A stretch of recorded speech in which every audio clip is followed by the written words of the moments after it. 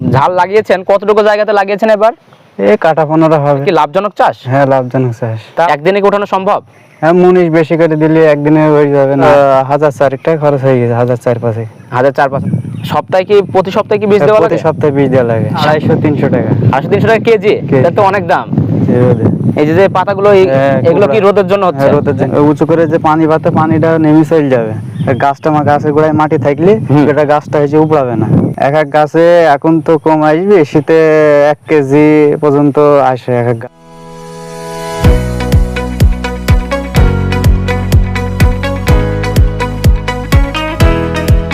দাদা কেমন আছেন? ভালো আছি। তা আপনি এখানে কি করতেছিলেন এতক্ষণ? এই ঝালে ফিরে আসলাম, ঘোরাফেরা করছি। ও, তা আপনি এই যে ঝাল লাগিয়েছেন, কতটুকু জায়গাতে লাগিয়েছেন এবার? এই কাটা 15 হবে। 15 কাঠা মতো জমিতে লাগিয়েছেন। এই ঝাল চাষ কি আগে করছিলেন নাকি এই প্রথম? এর আগে করেছি। আগে করছিলেন। লাভটা, এটা কি লাভজনক চাষ? হ্যাঁ, লাভজনক চাষ। তা আপনি এই যে ঝাল গাছ যে লাগিয়েছেন, এটার বয়স এখন আনুমানিক কতদিন হয়েছে? এই 3 মাস মতন এরকম। 3 মাস মতো। 3 মাস। 2.5 মাস 3 মাস। তা আপনার ওই যে মরিচ ধরতে কতদিন সময় লাগে? 4 মাস। 4 মাস। আর আপনি যদি মরিচটা উঠায় বিক্রি করেন তাহলে কতদিন সময় লাগবে? 4 মাস। 15 দিন পর, ধরার 15 দিন পর থেকে। ধরার 15 দিন পর থেকে আপনি উঠানো শুরু করেন। তা আপনার এই যে আপনি 15 কাঠা জমিতে যদি আপনি মরিচ ঠিক মতো যদি প্রত্যেকটা গাছে হয়, উঠাইতে আপনার কেমন সময় লাগবে? একদিনে কি উঠানো সম্ভব? হ্যাঁ, মুনিশ বেশি করে দিলে একদিনে হয়ে যাবে, না হলে 2 দিন লাগবে। মুনিশ বেশি লাগলে আপনার একদিনে হয়ে যায়। তা আপনার এই যে 15 কাঠা জমিতে আপনার কেমন খরচ হচ্ছে এখন পর্যন্ত? এখন পর্যন্ত 1004 টাকা খরচ হয়ে গেছে, 1004-5। 1004-5 খরচ হয়ে গেছে। তা আপনার এই যে সেচ দেওয়া লাগে কেমন জমিতে?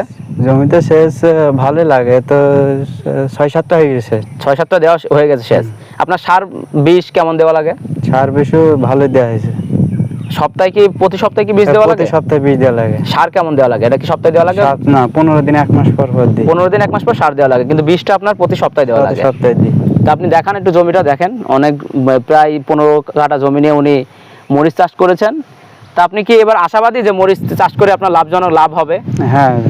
এখন বাজার ব্যবস্থা কেমন চলছে মরিচের? 250-300 টাকা। 200-300 টাকা কেজি? এটা তো অনেক দাম। যদি সম্পূর্ণ দাম ঠিকঠাক থাকে তাহলে আপনি অনেক টাকা লাভবান হওয়ার সম্ভাবনা আছে। তো এটা কি আপনার মনে করেন, আর অনেকে নতুন আছে যারা মনে করেন চাষ করতে চায় কিংবা যে কোনো ধরনের একটা উদ্যোক্তা হতে চায়, তারা যদি মরিচ চাষ করে তাদের উদ্দেশ্যে কি বলবেন? তাদের আমরা শুধালি আমি বলবো যে এরম বিষ সার দিলে হবে। আপনি তাদের পরামর্শ দেবেন। কিন্তু এটা যদি তারা করতে চায়, তারা কি করলে লাভ হবে? এটা হ্যাঁ, লাভ হবে। মরিচ চাষ লাভজনক চাষ। লাভজনক চাষ।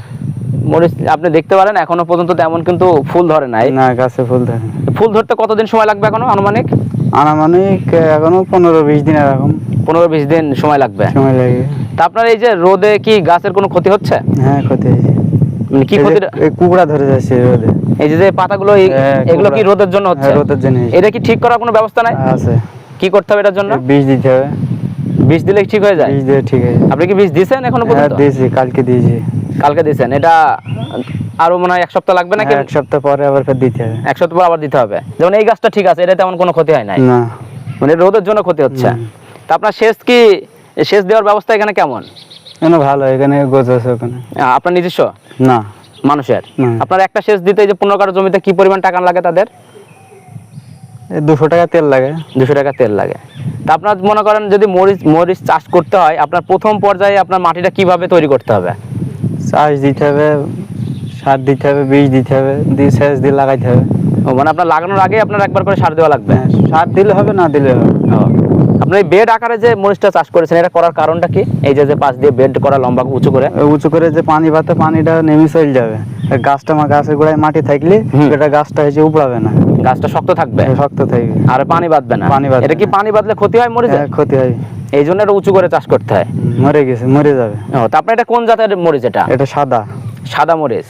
আপনার একটা গাছ মনে করেন কি পরিমাণ মরিচ হওয়ার সম্ভাবনা আছে? এক এক গাছে এখন তো কম আসবে, শীতে 1 কেজি পর্যন্ত আসে এক এক গাছে। শীতের সময় এখন কম থাকে? এখন কম থাকে। মানে এখন 200-300 1 পোয়া এরকম। মানে একটা গাছে হবে যদি একটা গাছে হবে, মানে ফলন ভালো হয়। হ্যাঁ। আপনার শীতকালে প্রচুর মরিচ ধরে।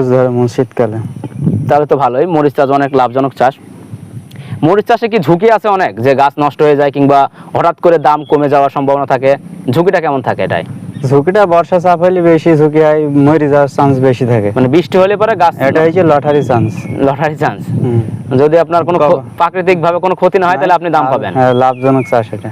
মানে এখনো পর্যন্ত তেমন ক্ষতি আপনার হয় নাই? না, এখনো তো দেরি আছে, মরিচ এখনো ধরে নাই। এখনো ধরেনি। মরিচ ধরলে তারপরে মনে করেন আপনার ক্ষতি হওয়ার সম্ভাবনা থাকে। তা আপনাকে ধন্যবাদ আপনাদের সাথে থাকার জন্য, এবং অনেক সুন্দর জানালেন কিভাবে কি করতে হয় এবং মরিচ চাষ করলে কেমন খরচ হয় এবং লাভ হওয়ার সম্ভাবনা কেমন থাকে। তা আপনি মনে করেন এই যে এই জায়গাতে যদি আপনি যে লাগিয়েছেন 15 কাঠা জমিতে, আপনি যদি মরিচটা বিক্রি করেন কি পরিমাণ লাভ হওয়ার সম্ভাবনা রয়েছে? লাভ 15 কাঠা বই আপনার হচ্ছে মনে করেন হয়েছিকা যদি ওঠে তাও হয়েছিকা সপ্তাহে 2 মণ 2.5 মণ 3 মণ আরাম করে ঝাল উঠবে, দাম পাইলে লাভজনক হবে। 2 মণ 2.5 মণ সপ্তাহে উঠবে ঝাল। হ্যাঁ। মানে আগের বার যে চাষ করছিলেন তখন কি পরিমাণ লাভটা ছিল মানে খরচের তুলনায়? খরচ অন্তরে লাভ ভালোই ছিল। অনেক ছিল। তাহলে তো ভালো, অনেক ভালো ভালো চাষ। তো আপনাকে ধন্যবাদ আমাদের সাথে থাকার জন্য। আর আমার যারা দর্শক রয়েছেন আপনারা জানতে পারলেন যে কিভাবে মরিচ চাষ করতে হয়, কোন সময় মরিচ চাষ করলে ভালো হয়, মরিচ চাষে কেমন সার দেওয়া লাগে, বীজ দেওয়া লাগে এবং সেচ কী পরিমাণ দিতে হয়, মাটি কিভাবে তৈরি করতে হয়, এবং এই যে বেড আকারে মরিচ চাষ করলে লাভজনক চাষ এটা অনেক।